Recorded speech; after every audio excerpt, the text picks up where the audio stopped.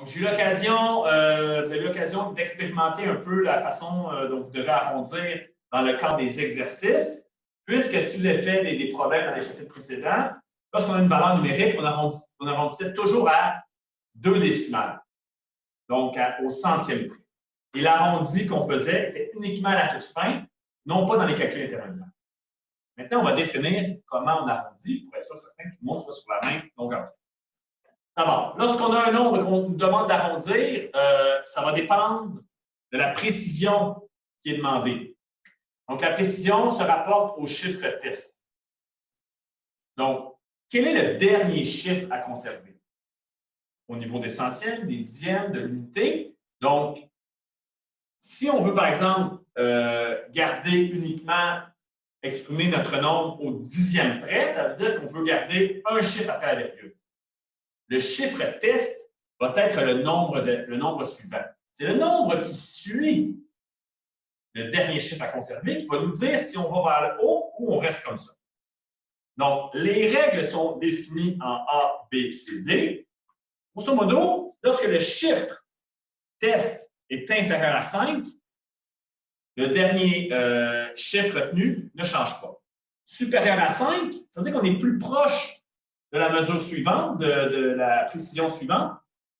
Alors, on doit augmenter, par exemple, si on était au dixième près, bien, puis on avait 0,3. Si on est le nombre qui suit plus grand que 5, on doit aller à 0,4, augmenter de 1.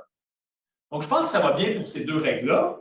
Maintenant, en C et en D, je vais avoir des exemples tout à l'heure, mais qu'est-ce qui se passe quand on a, par exemple, on finit avec 5, le chiffre test est de 5. On est à mi-chemin entre le fait de rester et d'augmenter de l'unité pour notre dernier chiffre conservé. Bien, si le 5 est suivi d'autres chiffres, bien là, on vient de basculer vers la valeur supérieure. On est plus proche de la valeur supérieure que de rester au nombre qu'on a sur notre mesure. Le cas qui est plus litigieux, c'est lorsqu'on finit avec un 5 et qu'il n'y a rien d'autre par la suite, on a juste des zéros. Bien là, on va appliquer ce qu'on appelle la règle de Gauss. La règle de Gauss, c'est utilisé dans certains domaines. Ça se peut qu'en topo, par contre, ce ne soit pas la même règle ou dans les normes de construction. Mais lorsqu'on a une mesure et on arrive à comme chiffre test à 5 et qu'il n'y a rien d'autre qui suit, bien, ça va tout simplement, on va y aller une fois sur deux. On essaie que dans l'ensemble, une fois sur deux des mesures soient arrondies vers le haut et les autres restent arrondies vers le bas. De cette manière, on espère qu'au bout de la ligne, toutes nos mesures s'équilibrent. OK? C'est un peu comme un pile ou face. Mais au lieu de faire un pile ou face, mais on va plutôt ajouter 1 si le dernier chiffre retenu est impair. Et on va conserver le dernier chiffre, donc on arrondit vers le bas, si le dernier chiffre est pair. Étant donné qu'il risque d'avoir autant de nombres impairs que de pairs qui sont présents, bien, ça risque de s'équilibrer. Afin de mieux illustrer là, ces 4 façons d'appliquer les arrondis, nous allons faire l'exemple qui suit. Dans l'exemple 3.2.5, cette fois-ci, on nous demande d'arrondir au dixième. Donc, pas selon le nombre de chiffres significatifs, toujours au dixième. Donc, au dixième près, ça veut donc dire que le dernier chiffre conservé va être le premier nombre après la virgule. Donc, dans chacun des cas, on a ici le dixième, le dixième, le dixième, le dixième, le dixième, le dixième, ce qui fait en sorte que le chiffre test est le nombre juste après. Notre chiffre test est ici, notre chiffre test est là, notre chiffre test est ici, etc. Et le chiffre test, comme ici, par exemple, il est inférieur à 5, nous allons arrondir vers le bas à 49,5. En B, 9 est plus proche de la valeur supérieure, est supérieur à 5. Donc, nous arrondissons vers le haut à 0,3. En C, on a un 5, rien ne suit. Mais étant donné que 6, le nombre qui précède, est pair, je répète, le cas ici, la règle de Gauss, le cas particulier, ici, c'est pair. Donc, comme c'est pair, nous allons arrondir vers le bas. Donc, 812,6. En D, oui, on a un 5. On n'a pas appliqué la règle de Gauss ici, puisqu'il y a des nombres qui suivent qui sont non nuls. Donc, on est, quand on y pense, plus près de la valeur supérieure. On arrondit donc vers le haut à 0,8.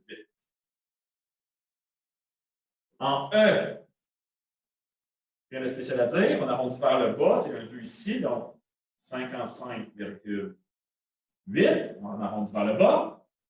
Et finalement, ici, on veut écrire, je répète, notre nombre au dixième près. Donc, pas de doute qu'on arrondit vers le haut. En arrondissant vers le haut, ça change aussi l'unité. Donc, faites attention.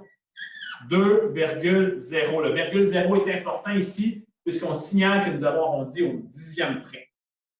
Donc, si on écrit seulement 2, ce n'est pas tout à fait juste. Nous avons arrondi au dixième près. Il faut le mentionner dans la fête.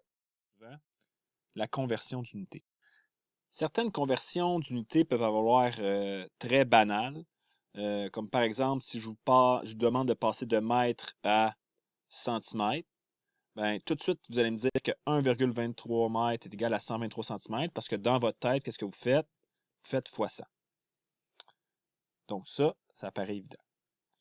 Par contre, il va y avoir des problèmes un petit peu plus complexes. Si, par exemple, on parlait de masse volumique tout à l'heure, je dis que le sable est de 1800 kg par mètre cube et qu'on a sur un chantier, disons, un tas de sable dont la masse pèse 1500 livres. Bien là, on a juste été capable de peser ça en livres. Puis là, la question, c'est quel est le volume, parce qu'on veut être capable de rentrer ça dans un camion, quel est le volume en pieds cubes? Là, c'est une conversion d'unité. Hein? On veut être capable de passer de kilogrammes mètre cube à livres pieds cubes. Comment on va faire ça? C'est exactement le sujet des prochains exemples. Mais juste attirer votre attention sur la technique qu'on va utiliser. À chaque fois qu'on va convertir les unités, on ne va pas utiliser ce que vous avez vu au secondaire, par exemple, quand je veux passer de mètre, hectomètre, après décamètre, j'imagine, et kilomètre, centimètre, millimètre. On ne va pas regarder de combien de virgules on bouge à gauche et à droite. Ça devient trop lourd de procéder de cette façon-là, surtout quand il y a plusieurs conversions à faire dans le même problème.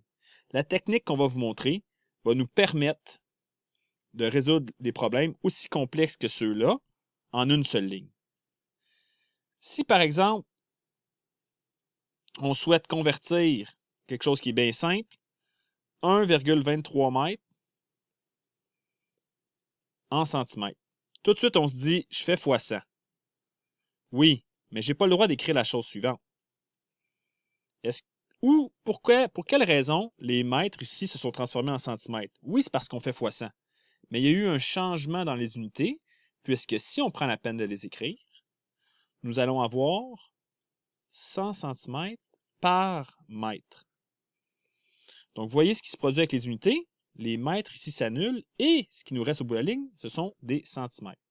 Ce traitement d'unité est très important. Et à chaque fois, ce qu'on va vous dire dans nos exemples, on va commencer le problème en disant, bien, faisons fois 1. Si on veut garder une égalité en faisant une multiplication, on n'a pas le choix de multiplier par 1, sinon la valeur va changer. Je prends un autre exemple pour vous situer. Disons que, à l'inverse, j'ai quelque chose qui mesure 523 cm. Je reste dans des exemples simples. Et je veux les convertir en mètres. Comme il y a une égalité, ce que je vais faire, je vais multiplier ou diviser. Je n'ai pas tant besoin de le savoir. Oui, la réponse, il faut diviser par 100. Mais en multipliant par 1, je vais être capable, hein, vous allez dire, c'est de la magie, en multipliant par 1, je vais être capable d'arriver avec des mètres. Mais le 1, c'est tout simplement le ratio qui existe entre les centimètres et les mètres. Si on souhaite obtenir des mètres, il faut annuler les centimètres. Et quel ratio ici me donne 1? C'est le fait que 100 cm équivaut à 1 mètre. 1 mètre sur 100 cm, ça donne 1. Donc, on a multiplié par 1, on n'a pas changé la quantité qui était à gauche de l'égalité. Et là, ce qu'on est en train de vérifier, c'est que si on fait 523 divisé par 100, ça va bel et bien donner la quantité en mètres, qui est de 5,23. Finalement, ça va surtout être utile dans les problèmes complexes. Par exemple, je reprends mon exemple que j'avais dit ici, où on veut passer de kilogrammes sur mètre cube à livres par pied cube. La première chose qu'il va falloir faire, c'est notre 1800 kg par mètre cube, par exemple, on va le multiplier à plusieurs reprises par 1. Et notre but à la toute fin, ce serait d'arriver à un résultat, par exemple, là, si c'est ça notre but ici, à une certaine quantité en livres pieds cubes. Mais je ne vais pas faire x1 puis laisser ça comme ça. Je vais avoir un résultat au bout de la ligne. Donc, quel ratio je m'en vais mettre ici? Ce serait par exemple le ratio qui me permet de passer de kilo à livre. Donc, la première étape, ça serait passer de kilogrammes par mètre cube à livres par mètre cube. Donc, on passerait aux unités kilo à unité livre. Donc, il faudrait savoir c'est quoi le ratio qui existe entre 1 kilo, ça équivaut à combien de livres. Et pourquoi on ferait x1 une autre fois ici? Ça serait pour passer de mètre cube à pied cube. Donc, si on connaît le ratio qui existe pour 1 mètre cube, ça équivaut à combien de pieds cubes, ou l'inverse, on est capable de mettre ça sous forme de ratio, de fraction. Nos unités s'annuleront éventuellement et nous allons pouvoir donner notre réponse en livres par pied cube. Ce genre de problème-là, vous allez être appelé à les résoudre dans les prochaines sections. Mais je voulais vraiment faire le point sur le x1 qui va être tant utilisé dans nos problèmes de conversion. Place aux exemples.